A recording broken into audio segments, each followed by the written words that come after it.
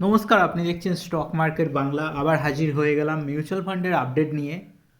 আশা করি ভিডিও ভালো লাগলে অবশ্যই লাইক করবেন, শেয়ার করবেন, সাবস্ক্রাইব করতে ভুলবেন না, কারণ আমরা এই ধরনের পোর্টফোলিও রিভিউর ভিডিও প্রতিদিন আপডেট করে থাকি। তার মানে প্রতিদিন ডেলি মিউচুয়াল ফান্ডে কী ঘটছে, কত টাকার প্রফিট দিচ্ছে, কত টাকার লস হচ্ছে, সব কিছু আপনাদের সামনে আমি তুলে ধরি।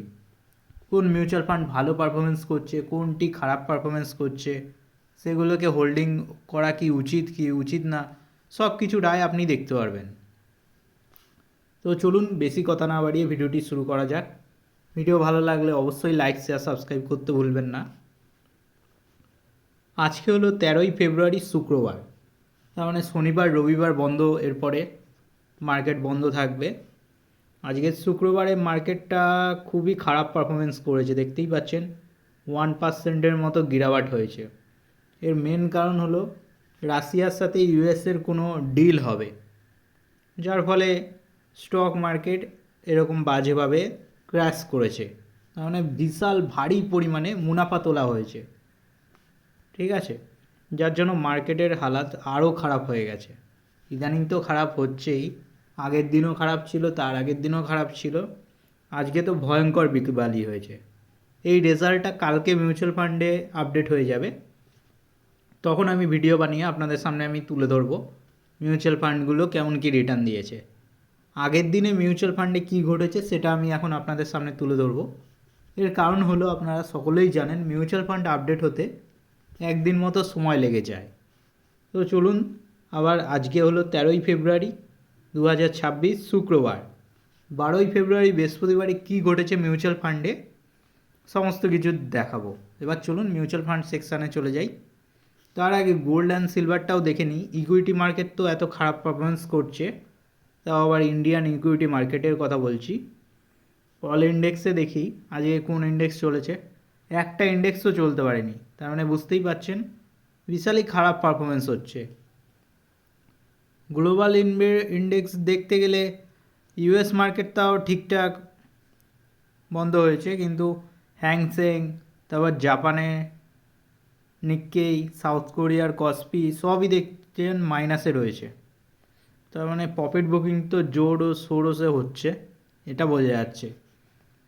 তার মধ্যে আজকে দেখুন সিলভারও গিরেছে।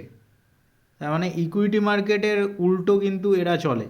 তার মানে ইকুইটি মার্কেট গিললে গোল্ড অ্যান্ড সিলভার র্যালি দেখায়, আর গোল্ড সিলভার র্যালি দেখালে, গোল্ড সিলভার ক্র্যাশ হলে তবে ইকুইটি মার্কেট কিন্তু ভালো চলে। কিন্তু এখানে সব কিছুই নেগেটিভ হয়ে যাচ্ছে।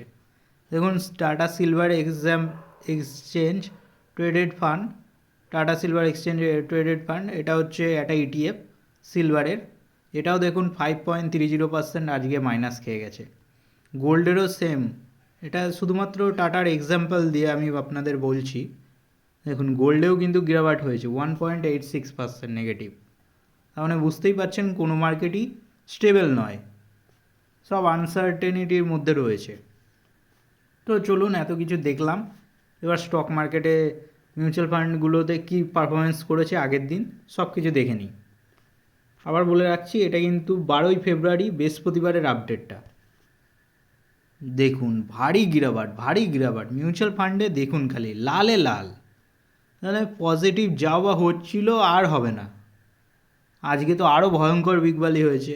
এর ইম্প্যাক্টটা কালকে মিউচুয়াল ফান্ডে দেখা যাবে। Motilal Oswal mid cap fund direct growth দেখুন আগের দিন 1004 টাকা মাইনাস হয়ে গেছে, তার মানে 0.71% নেগেটিভ। এর মতো নেগেটিভ আর কেউ দিচ্ছে না। এরপর Bandhan small cap fund direct growth দেখুন 0.65% নেগেটিভ, এটাও নেগেটিভ। মিড ক্যাপও চলেনি, স্মল ক্যাপও চলেনি, 382 টাকা মাইনাস হয়ে গেছে। Nipon India growth mid cap fund এটা দেখুন 0.15%, এটাও নেগেটিভ, 2 টাকা 19 পয়সা মতো মাইনাস হয়ে গেছে। Nipon India small cap fund direct growth এটাও দেখুন 0.69% নেগেটিভ, এটাও 9 টাকার মতো মাইনাস হয়ে গেছে। এইচডিএফসি ফ্লেক্সি ক্যাপ এরা কিন্তু লার্জ ক্যাপ স্টকের মতোই বেশি হোল্ডিং থাকে, তাও এরাও নেগেটিভ পারফরমেন্স করেছে। তাহলে মিড ক্যাপ স্মল ক্যাপ কী করে চড়বে বলুন? 0.38% নেগেটিভ, এটাও 4 টাকা 12 পয়সা মাইনাস হয়ে গেছে। পারাক পারিকের এত বেস্ট ফান্ড ছিল, সেটাও এত নেগেটিভ রিটার্ন দিচ্ছে ইদানিং 0.8%। এইচডিএফসি ফ্লেক্সি ক্যাপের থেকেও পারাক পারিক বেশি মাইনাস দিচ্ছে, 8 টাকা মাইনাস হয়ে গেছে। TSP multi asset allocation fund direct growth, এটাও দেখুন 0.12% নেগেটিভ। কারণ কি? এটা হচ্ছে গোল্ড অ্যান্ড সিলভারের ইনভেস্টমেন্ট করে, গোল্ড অ্যান্ড সিলভার তো ক্র্যাশ খাচ্ছে, যার ফলেই 0.13% এটাও নেগেটিভ হয়ে গেছে। এবার দেখে নিই কত টাকা ইনভেস্টমেন্ট আছে। সবচেয়ে বেশি আছে মতিলাল ওসওয়ালে, আপনারা সকলেই জানেন, যারা রেগুলার ভিডিও দেখছেন তারা জানেন যে সব থেকে বেশি ইনভেস্টমেন্ট যেটা আছে সেটা হলো মতিলাল ওসওয়াল মিড ক্যাপ ফান্ডে, যেটা সব থেকে ওর্স্ট পারফরমেন্স করছে। আর বলবো দুর্ভাগ্যের বিষয় যে এতেই বেশি টাকা ইনভেস্টমেন্ট করা আছে আর এটাই সবচেয়ে খারাপ পারফরমেন্স করছে। দেখুন সব কিন্তু পজিটিভে রয়েছে, এটাই কিন্তু negative. Motilal Oswal mid cap fund direct গ্রোথে আছে 1,46,078 টাকা, যার কারেন্ট ভ্যালু 1,39,733 টাকা শো হচ্ছে। Bandhan small cap fund direct growth দেখুন 55,678 টাকা মতো ইনভেস্টেড ছিল, যার কারেন্ট ভ্যালু এখন 58,515 টাকা দেখাচ্ছে। Nipon India growth mid cap fund, এটা দেখুন 1,413 টাকা মতো ইনভেস্টেড ছিল, কারেন্ট ভ্যালু দেখুন 1,489 টাকা শো হচ্ছে। Nipon India small cap fund direct growth দেখুন 1,380 টাকা মতো ইনভেস্টেড ছিল, যার কারেন্ট ভ্যালু 1,392 টাকা শো হচ্ছে। HDFC flexi cap fund direct growth দেখুন 1,000 টাকা মতো ইনভেস্টেড ছিল, যার কারেন্ট ভ্যালু 1,094 টাকা শো হচ্ছে। পারাক পারিক ফ্লেক্সি ক্যাপ দেখুন 1,000 টাকা মতো ইনভেস্টেড ছিল, যার কারেন্ট ভ্যালু 1,057 টাকা শো হচ্ছে। ডিএসপি মাল্টি অ্যাসেট অ্যালোকেশন ফান্ডে দেখুন 100 টাকা মতো ইনভেস্টেড ছিল, খুবই অল্প সামান্য, যার কারেন্ট ভ্যালু 108 টাকা শো হচ্ছে। এবার দেখে নেওয়া যাক কত টোটাল রিটার্ন দিয়েছে এখনও পর্যন্ত এই পোর্টফোলিওগুলো। প্রায় 8 মাস প্রায় তো হয়েই যাবে, 9 মান্থ হয়ে যাবে, 9 মাসের মধ্যেই করা হয়েছে। লামসাম ইনভেস্টমেন্ট বলতে পারেন। Motilal Oswal mid cap fund direct গ্রোথে দেখুন এখনও পর্যন্ত এই 9 মাস ধরে মাইনাসে রিটার্ন দিয়েছে, 6,344 টাকার নেগেটিভ রিটার্ন দিয়েছে, যার ফলে -4.34% নেগেটিভ। বাদবাকি কিন্তু পজিটিভে দিয়েছে, চেষ্টা করেছে, মার্কেট চলেনি আমরা সকলেই জানি। ইন্ডিয়ান স্টক মার্কেট 2025-2026 বলতে পারেন খুবই খারাপ পারফরমেন্স করেছে, কিন্তু তাও এরা রিটার্ন বার করে দিয়েছে। কিন্তু মতিলাল ওসওয়াল মিড ক্যাপ পুরোই খারাপ পারফরমেন্স করছে, বিশাল খারাপ পারফরমেন্স করছে। এই ইউএমও টিকাতে পারবে না, কারণ কি বলুন তো, যদি মিউচুয়াল ফান্ডে রিটার্নই দিতে না পারে এরা, তাহলে এখান থেকে টাকা নিয়ে অন্য লোকেরা, যারা ইনভেস্টাররা আছে তারা অন্য ফান্ডে শিফট হয়ে যাবে। এবার দেখা যাক কি করে এটা।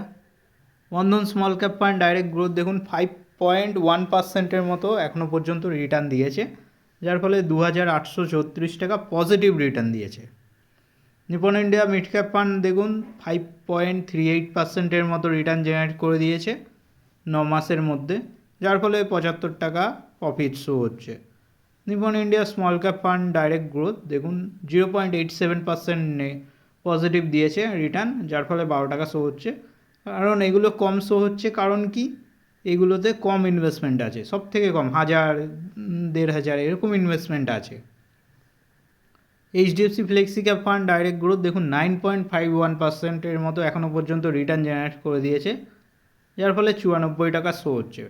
টোটাল পোর্টফোলিওর মধ্যে এইচডিএফসি ফ্লেক্সি ক্যাপ টপে রয়েছে রিটার্নের দিক দিয়ে।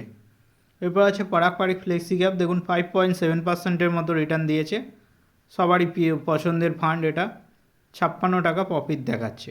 ডিএসপি মাল্টি অ্যাসেট অ্যালোকেশন ফান্ডে দেখুন 8%-এর মতো এখনও পর্যন্ত রিটার্ন জেনারেট করে দিয়েছে, যার ফলে 8 টাকা এখনও পর্যন্ত প্রফিট দিয়েছে। এটা 9 মাসের প্রফিট লস দুটোই বলতে পারেন। কিন্তু যেহেতু মতিলাল এত খারাপ মাইনাসের নেগেটিভ রিটার্ন দিচ্ছে, যার ফলে আমাদের পোর্টফোলিও লাল হয়ে গেছে। এক্সআইআরটাও দেখে নেওয়া যাক। এক্সআইআরের মধ্যে টপে রয়েছে DSP multi asset allocation fund, 41%-এর এক্সআইআর নিয়ে বসে রয়েছে। কারণ কি গোল্ড অ্যান্ড সিলভার র্যালি দেখিয়েছে, যার ফলে খুব বেশি প্রফিট দিয়েছে এই বছরে আগের বছরে। যার ফলে এত এক্সআইআর জেনারেট হয়েছে। আর কোনোই কিছু সম্ভাবনা নেই। গোল্ড অ্যান্ড সিলভারে ইনভেস্টমেন্ট করে যার জন্য এরকম পারফরমেন্স করেছে।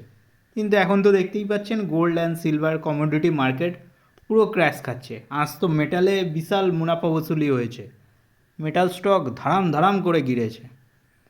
সেসব কথা বাদ দিন, আমরা দেখে নিই।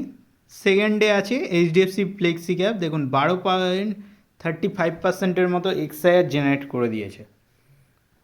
এরপর পারাক পারিক আছে 7.34% মতো এক্সআইআর জেনারেট করেছে। এরপর Nippon India mid cap fund দেখুন 8.45% মতো এক্সআইআর জেনারেট করেছে। এরপর বন্ধন স্মল ক্যাপ ফান্ড 6.95% মতো এক্সআইআর জেনারেট করেছে। এরপর Nippon India small cap fund দেখুন 1% মতো এক্সআইআর জেনারেট করেছে।